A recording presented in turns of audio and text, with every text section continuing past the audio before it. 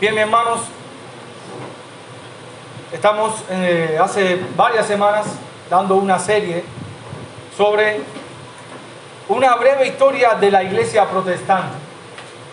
Dijo alguien en una ocasión: es imposible comprender el estado actual del cristianismo sin conocer su historia.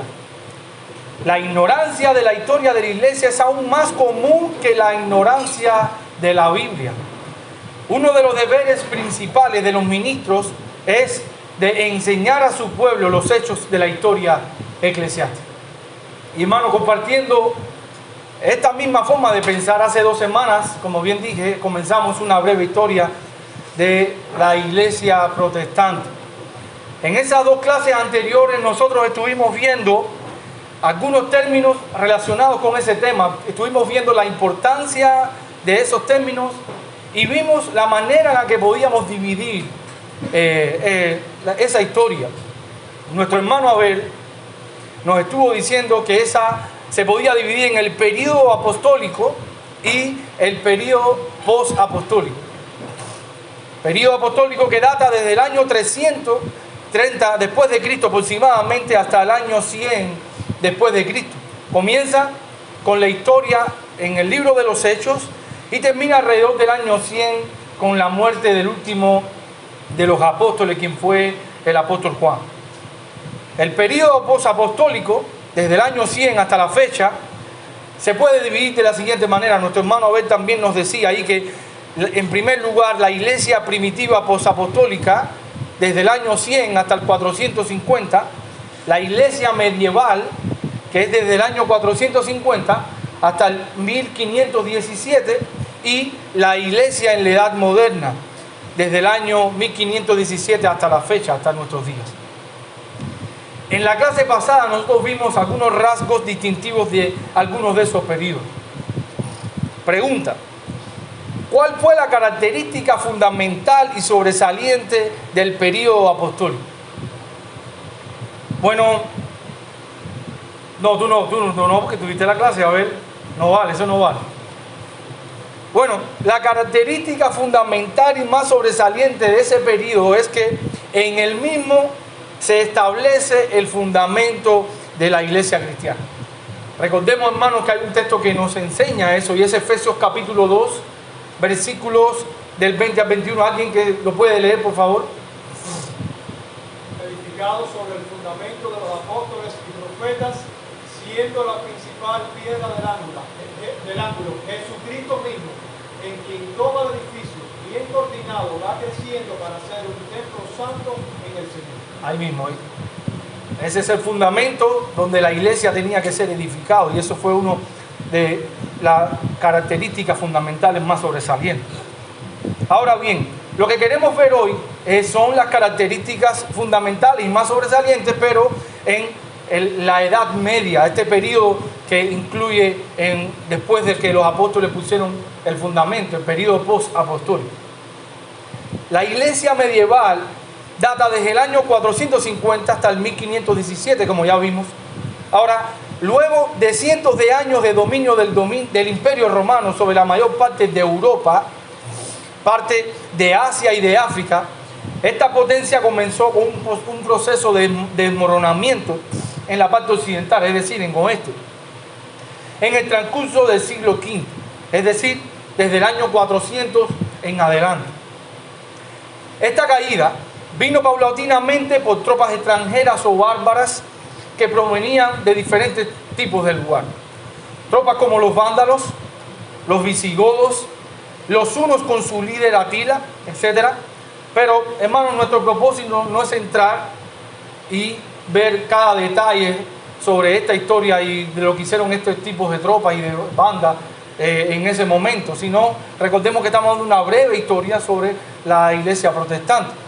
El punto aquí es que en estos sucesos el mundo entra en un periodo llamado por los historiadores la iglesia de la Edad Media. Esto fue un periodo, hermanos, donde la iglesia atravesó una oscuridad tremenda, en la cual Dios preservó su iglesia durante todo ese tiempo. Y eso es lo que vamos a estar viendo, cada periodo en sí mismo.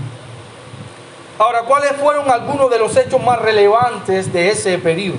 Bueno, el primero de ellos es el surgimiento del papado. Por este tiempo estamos hablando del año 440 hasta el 461. Había 5 obispados en ese momento. En la parte occidental del imperio estaba el obispo de Roma llamado León I. Y en la parte oriental estaban los obispos de Constantinopla, Antioquía, Alejandría y Jerusalén.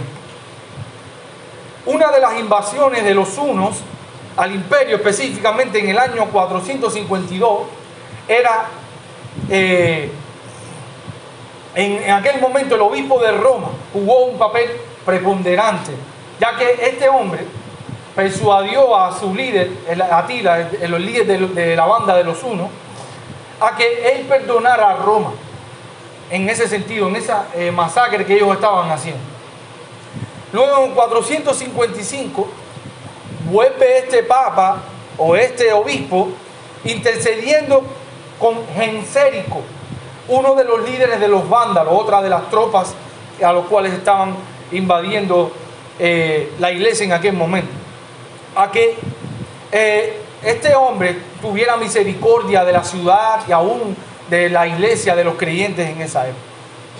Esto acrecentó de manera gigantesca la reputación y autoridad de este hombre, ya que él mismo proclamaba ser el Señor de la iglesia, abogando, hermanos, por un papado exclusivo y universal.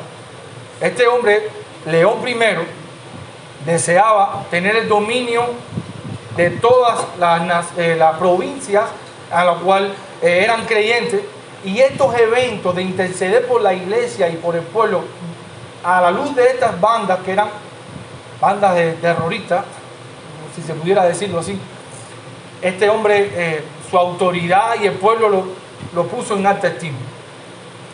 Ahora, pero algunos historiadores consideran que el verdadero y primer papa, aunque hubieron algunos, era este hombre. El verdadero papa en aquella historia, por lo que hizo, los historiadores consideran que fue este hombre, León I. Ahora, por muchos momentos en la Edad Media, el poder del papado llegó a ser absoluto, al punto que en el siglo XIII, hermano, fíjense, todavía en el siglo XIII, esto fue en el siglo I, el papa podía quitar y poner reyes. Aún en nuestros días, hermanos, ya no están así. Nosotros vemos también que todavía el papa puede tomar decisiones y legislaciones sobre algunos reinos. Yo sé que eso es un poco algo que político ya, no tanto tiene esa autoridad, pero vemos su influencia todavía ejerciendo. Ahora, otro de los hechos relevantes de este periodo también fue el surgimiento del Islam. En el año 612 apareció Mahoma en la escena de la historia del mundo. Este profeta o falso profeta de Arabia, hermanos, fue uno de los que introdujo toda su enseñanza, que abarcó, hermanos, todas las provincias en aquella época. Uno de los dogmas conocidos de este hombre, que se encontraba en el Corán, que era el libro donde los islam tenían todas sus enseñanzas, decía este hombre: no hay más verdadero Dios que el Dios no hay más Dios que el Dios verdadero, y Mahoma es su profeta. No era Cristo. De acuerdo que ellos no creían en que Cristo era el Mesías. De hecho, esta religión, tal como se conoce, es una mezcla de verdad ligada con fábulas, pero uno de los pecados más claros que ellos tienen es la negación de la deidad de nuestro Señor Jesús. El Islam tuvo un rápido crecimiento, hermanos. Principalmente ellos abarcaron todo ese territorio a través de las armas. Nosotros vemos que Siria fue conquistada en el año 634, Jerusalén en el 637, Egipto 638, Persia en el año 640 y el norte de África 689, y en España en el 711. Ustedes están viendo, hermanos, con qué diferencia nada más de pocos años esta falsa enseñanza abarcó todas estas provincias del norte de África, Asia, y la cuna del la cuna del cristianismo en ese momento se hizo mahometana, es decir, abrazó el Islam en ese momento. Esta religión, que es una religión, manos de odio, que estimula la esclavitud, la poligamia y la degradación de la mujer, amenazó aún con seguir conquistando territorio, ya sea que para el año 732 el Carlos Martel fue uno de los reyes en aquel momento, que era el abuelo de Carlos Magno, derrotó el ejército musulmán en Francia. Esto, en ese momento, se levanta este hombre derrotando a esta enseñanza, el Islam, y fue preponderante, ya que Carlos Magno, nosotros recordamos, hermanos, que fue un emperador del Sacro Imperio Romano para el año 800. Pero nosotros vemos que aún así todavía el Islam hasta nuestros días sigue floreciendo. Ahora, otro de los hechos relevantes de este periodo fue el gran cisma del cristianismo, o conocido como el gran cisma de Oriente. A fines del siglo IV, las iglesias y los obispos del cristianismo habían llegado a ser dominados en gran parte de 5 grandes centros. Como mencionamos, Roma, Constantinopla, Antioquía, Jerusalén y Alejandría, cuyos obispos, hermanos, en aquel momento eran llamados patriarcas de igual autoridad entre sí, teniendo cada uno el dominio sobre cada de una de esas provincias. Después de la división del imperio en el 395, el oriente y el occidente, es decir, los patriarcas de Antioquía, Jerusalén y Alejandría, poco a poco reconocieron la supremacía de Constantinopla, que fue uno de los lugares preponderantes del gobierno en aquel entonces. Y desde entonces, la lucha por el gobierno universal y autoritario ya no era solamente entre Constantinopla y el Imperio Romano. Sin embargo, aun cuando el imperio se había dividido y aun cuando había esa lucha entre el Papa de Roma y el Patriarca de Constantinopla, todavía la iglesia en ese momento en su pensamiento seguía siendo uno. Pero luego de tantos concilios que se hicieron, estuvieron desacuerdos estos, tanto Oriente como Occidente, con respecto a varias enseñanzas que ahora vamos a ver una de ellas, y eso es lo que da lugar al cisma, es decir, a la división de la iglesia en ese momento. Ahora, en el año 1054 la iglesia quedó dividida como la iglesia católica romana y la iglesia ortodoxa griega.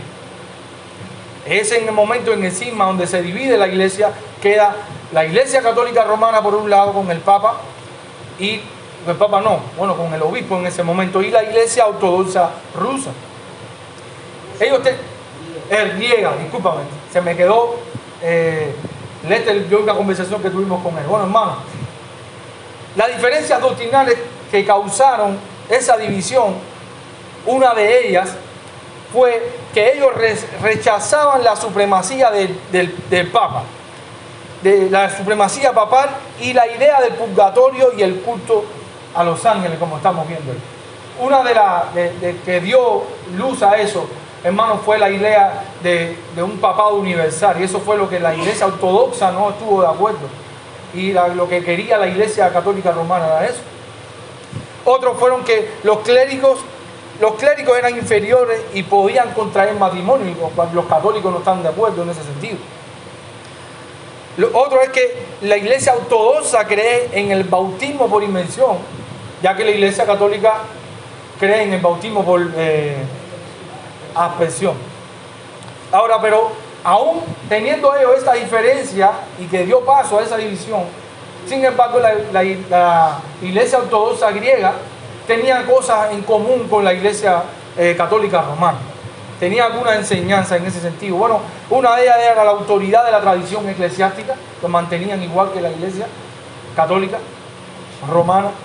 La adoración a María y los santos, la justificación por la fe, más las obras delante de Dios.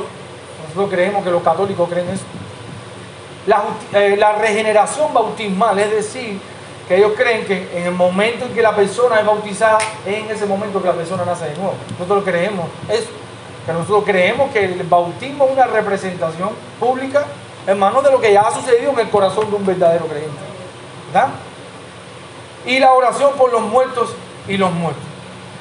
Esto era algo que mantenían en común esta iglesia, pero lo que dio paso al cisma, hermano, fue eso. Fueron las tres primeras que vimos. Era que el Papa de Roma quería tener una autoridad universal y ellos no estaban de acuerdo en ese sentido. Dice un autor al respecto: la iglesia griega es el cristianismo primitivo más el paganismo griego oriental. La iglesia católica romana es el cristianismo primitivo más el paganismo griego y romano. Y la iglesia protestante es el esfuerzo para establecer el cristianismo primitivo libre de todo paganismo. Amén. Amén. Así que, hermanos, ¿alguien tiene alguna pregunta o algo que aportar o que decir a la clase? Es bueno, porque nosotros estamos dando un panorama muy breve. Exacto. De los objetivos. Es bueno entender qué es lo que está pasando aquí, porque los católicos dicen que su sucesión acerca del Papa, y es bueno que entendamos que es uno de los grandes problemas que hay como el signo de la iglesia, y lo que nosotros entendemos es la tradición, porque el papado reclama tener autoridad del cielo aún cuando habla en cátedra. Sí, cuando ellos hablan en cátedra, quiere decir que Dios está hablando por medio de él. Y por lo tanto hay muchas doctrinas que después se convirtieron en heréticas, que los papas dijeron que Dios se lo había iluminado. No es Pedro el primer papa, eso no es verdad. Existían varios centros en los cuales las iglesias se fueron haciendo grandes. La de Roma es una, por la cantidad de personas que tenía, la de Antioquía, Jerusalén, Alejandría y todas esas. El obispo de Roma, cuando se cae el emperador, hay un vacío de poder que en ese momento la que le puso un poco de orden al imperio, que estaba en desbandada por esa cantidad de enemigos que vos pensaste que estaban conquistando el imperio, es el obispo, y comienza a tener cierta y determinada autoridad, no solamente ya religiosa, sino política, delante del pueblo. Comienza a hacerse de más poder, comienza a hacerse más grande que los demás iglesias que estaban en ese momento como antes, en lo que era el imperio romano, y comienza a tener esa autoridad política, ese poder económico tan grande. Cuando Carlomagno, o el abuelo de Carlomagno, Carlos Martel, que era como un administrador de los reyes de los imperios de los francos, acaba con los árabes, le ponen un stop y no le permiten llegar a Europa. Carlomagno, es decir, el imperio de los francos, se hacen súbditos del Papa, del obispo de Roma, y entonces comienza a tener ese pontificado, esa autoridad, ese obispo, mucho poder político, aparte de el religioso que tenía en la zona. Y es lo que va dando lugar a que tenga una expansión mayor religiosa y política que los demás, se declara Papa final. Si Pedro no aparece por ninguna parte por ahí. De hecho, hay muchos estudios que piensan que Pedro no estuvo ni en Roma. Eso es algo que se está discutiendo hoy. Y el Papa sencillamente fue la consecuencia de una caída de un imperio y del poder que comienza a obtener el obispo de una iglesia local en Roma a partir de ese momento. Y eso nos demuestra, hermano, varias cosas. La primera es que el ser humano en ninguna de sus variantes debe tener tanto poder. Porque su pecado, el poder y el pecado hacen una alianza ahí que no está muy bien. Y además de eso, que nosotros no tenemos otro Señor de la conciencia que no sea el Señor Jesucristo. Amén. No tenemos otra persona que hable alrededor de parte de Dios que no sea el Señor Jesucristo, y eso lo hace nuestra mente. Amén. Gracias. Bueno, hermano, otro hecho relevante en este tiempo fue la Guerra Santa o la Cruzada.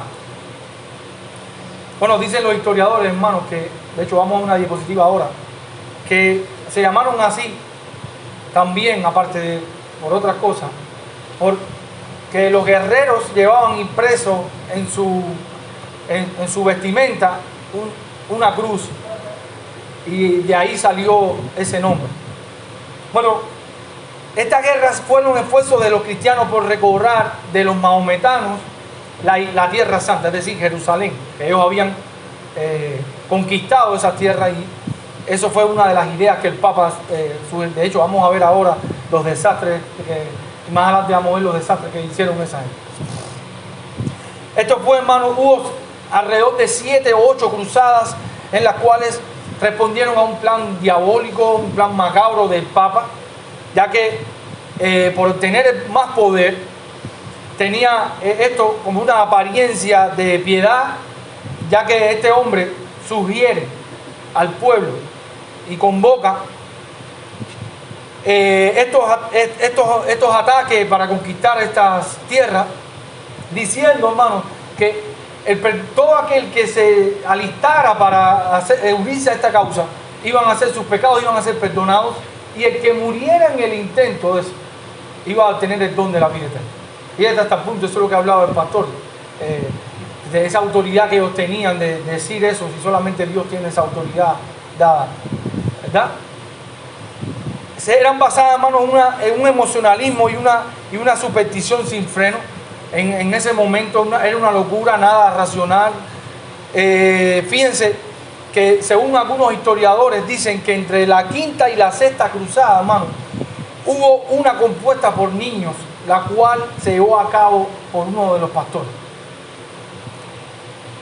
Dijo alguien que es triste registrar este patético intento de conquistar a los fieles cantando himnos y rezando oraciones. Pues esta tampoco tuvo más éxito que las otras, aunque en gran número, 90.000 niños que emprendieron esas cruzadas murieron de hambre y fatiga en el intento. Las mismas causas irrazonables y antiescriturarias y los mismos resultados desastrosos se hacen evidentes en cada una de estas expediciones que trajeron tanta muerte, tanta miseria y tanta ruina. Ahí en la diapositiva puse una foto para que ustedes vieran algunas de las ideas de esa época. Ahora, uno el último de los hechos más relevantes que queremos mencionar, hermanos, es la aparición de la Inquisición en esa época. El más terrible de los tribunales de ese momento fue reconocido públicamente en el año 1229 en el Concilio de Toulouse. Allí se ordenó que se establecieran inquisidores laicos en cada parroquia para detectar a los herejes. Escuchen, con plenos poderes para que entraran en las casas y registraran y ellos llevar a los sospechosos herejes, ¿verdad?, a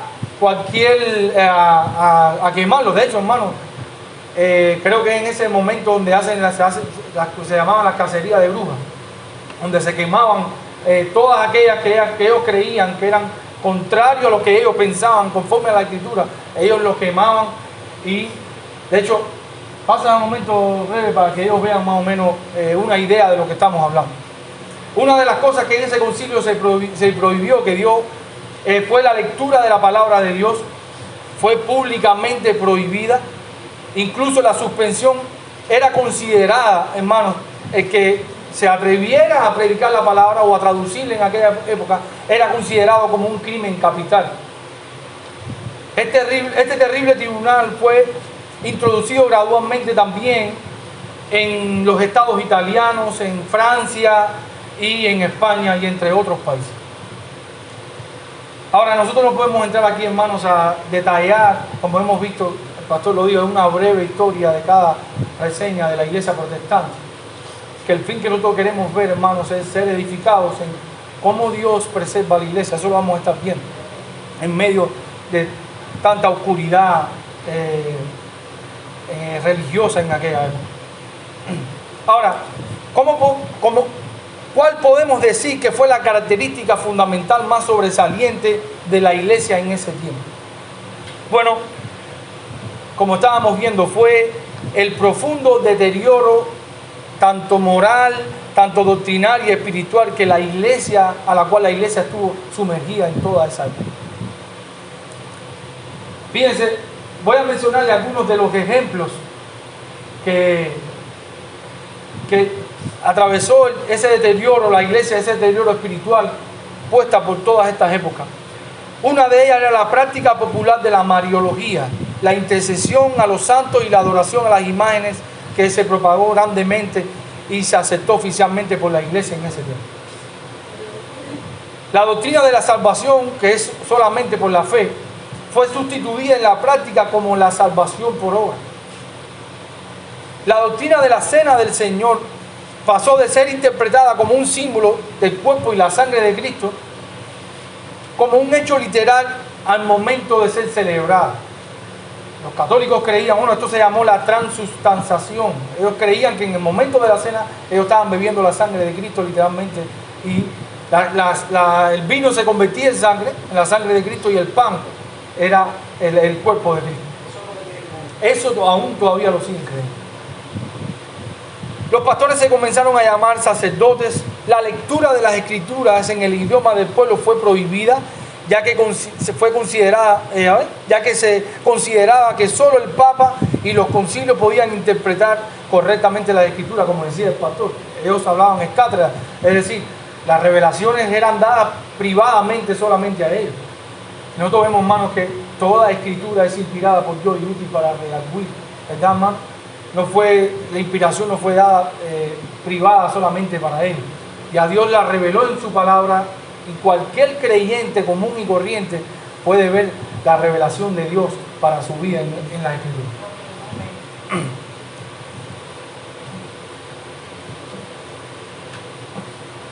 Otra que fue los abusos eclesiásticos, como las indulgencias, que fueron aumentadas aún hasta el extremo. De hecho, eso fue una de las cosas con las que Martín Lutero luchó en el siglo XVI, con la venta de indulgencias. Fue una de sus protestas.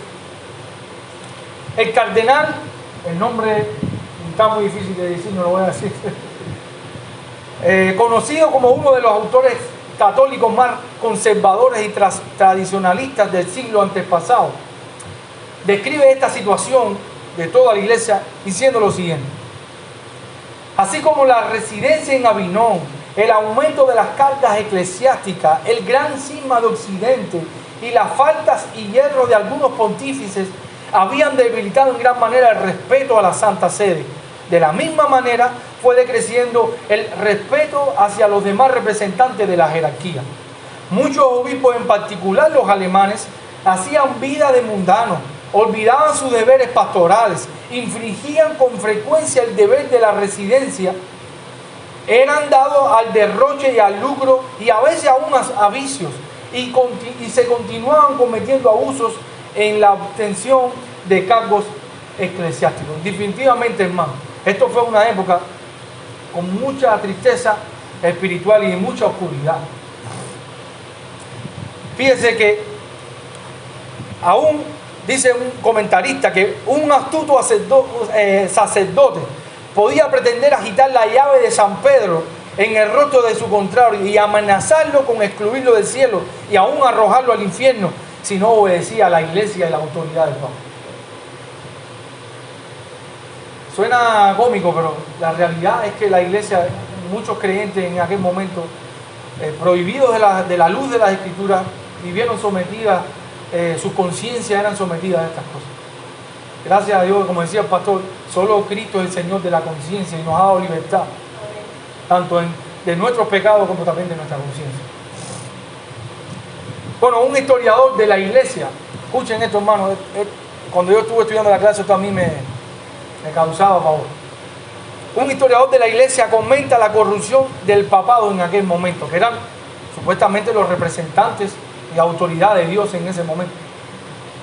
Dice: el Papa Sergio III tenía una concubina llamada Marolisa.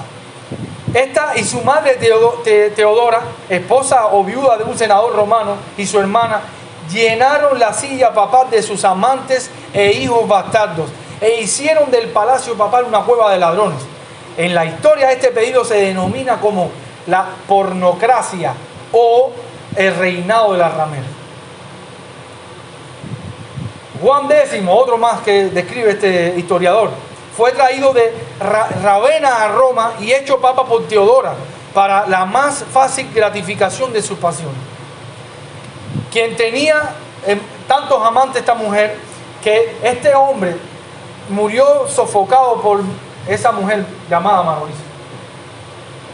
Juan X, nieto de Marolisa, fue culpable de casi todos los crímenes Este hombre violaba a las vírgenes y a las viudas de alta y baja calidad, cohabitó con la concubina de su padre e hizo del palacio papal un prostíbulo y fue muerto en el acto de adulterio por el esposo airado de esta mujer. Estos eran los representantes de aquella época de la iglesia en ese momento. Benedicto IX fue hecho papa siendo un niño de 12 años, mediante un convenio monetario con poderosas familias reinantes en Roma. Sobrepasó en la maldad a Juan XII, cometía asesinatos de todo tipo y adulterios en pleno día, robaba a los peregrinos sobre las tumbas de los mártires. Este criminal horrendo fue uno de los que el pueblo los expulsó grandemente por todos sus hechos abominables. Hermanos, tal fue la oscuridad y el deterioro espiritual de la iglesia, que estamos viendo los ejemplos acá, y aún así, hermanos, Dios seguía sentado en su trono cuidando a su iglesia en medio de ese tiempo.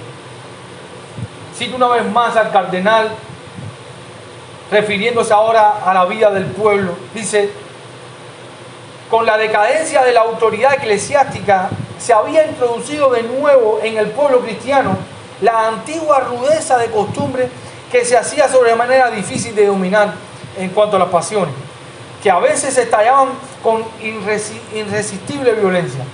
En este periodo tomó gran incremento la superstición bajo sus diversas formas. Así es que los astrólogos, los agoreros y adivinos encontraban favorable su acogida. Lo mismo en los palacios de los grandes, en las chozas de los campesinos. Las cruzadas y los musulmanes españoles introdujeron en Europa el uso de amuletos y talismanes, así como de la creencia en la virtud milagrosa de ciertas piedras preciosas. En la magia y en la astrología, la alquimia y la nigromancia que los judíos y sarracenos cultivaban en el mismo entusiasmo que las demás nobles ciencias. Era muy generalizada la creencia de que los hombres pudieran mantener trato con los espíritus malignos, por cuyo medio llegaban a realizar cosas extraordinarias y sobrenaturales, por lo que se hablaba con la más cosa natural del mundo de alianzas con el diablo, de alcahueterías hechas con los demonios, de brujas y de hechiceros.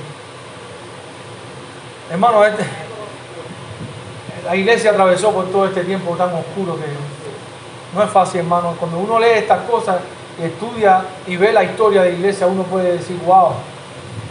Hermano, por el día de hoy nosotros no vemos tan claro así, pero nosotros vemos todavía que aún todas estas prácticas se ven, y aún hay iglesias que han abrazado esas cosas. No, es que cuando, ahí lo que lo dice, cuando comienza a introducirse la idea de que la autoridad de la vida, de la salvación y de lo que Dios quiere para un hombre no está en el campo bíblico, comienza a introducirse la idea de que alguien más puede aportar a eso, viene toda esa serie. La gente empieza a creer cosas heréticas y se apartan de la voluntad de Dios. Y eso fue lo que quedó hace tiempo. La iglesia tenía autoridad, el Papa tenía autoridad, la Biblia perdió autoridad con respecto a esas cosas, porque si al Papa le daba por decir algo que no estuviera en las Escrituras, pues entonces la voluntad de Dios.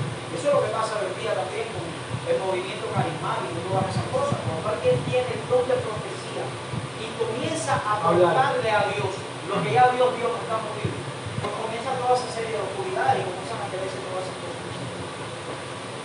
¿Alguien quiere aportar algo más? Decir, comentar algo. Bueno, hermanos, hasta aquí la clase de hoy.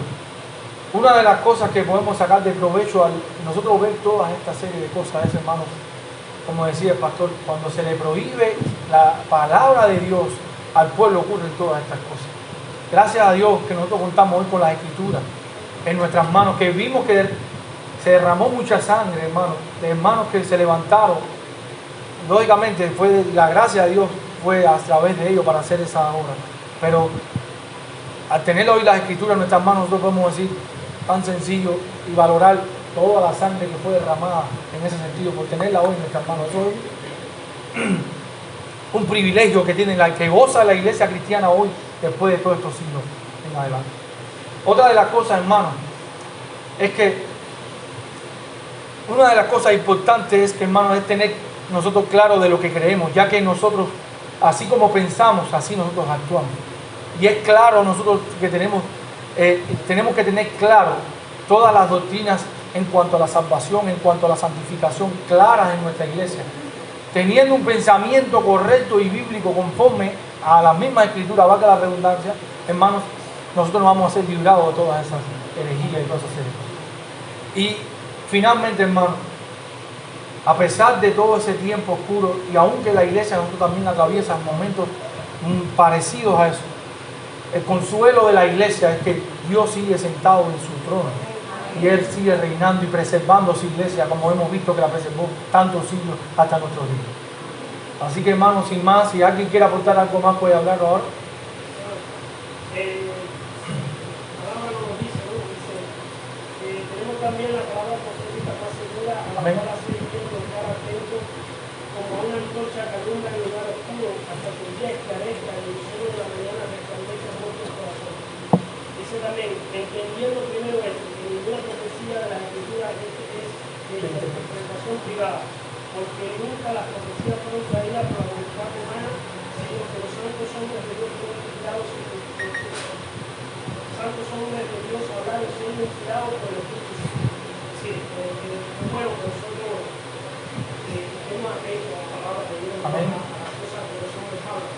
Sino que lo que los hombres hablan, nosotros debemos de llevarlo, pasarlo por el filtro de las escrituras. Y damos gracias a Dios porque tenemos esa palabra.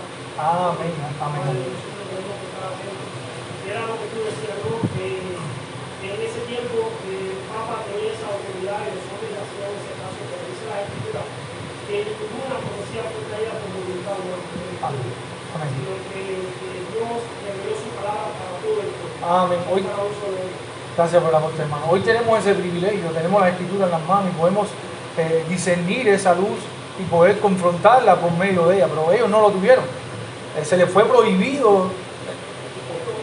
Exacto. Por ejemplo, que alguien pudiera llevar al idioma vernáculo las escrituras no estaban en los idiomas originales, porque si usted, la mayoría del pueblo de la Edad Media era analfabeta, precisamente por eso, porque era bueno para el poder sobre sus conciencias que no supieran nada de eso. Los reformadores, amén, como se verá después, fueron los primeros que comenzaron a hablar de alfabetizar a la población para que pudiera leer las escrituras cada uno en su lengua. Amén. Entonces, poder hacer eso, llevar la escritura de los idiomas originales a la lengua vernácula del pueblo, costó mucha sangre. Las inquisiciones mataron mucha gente.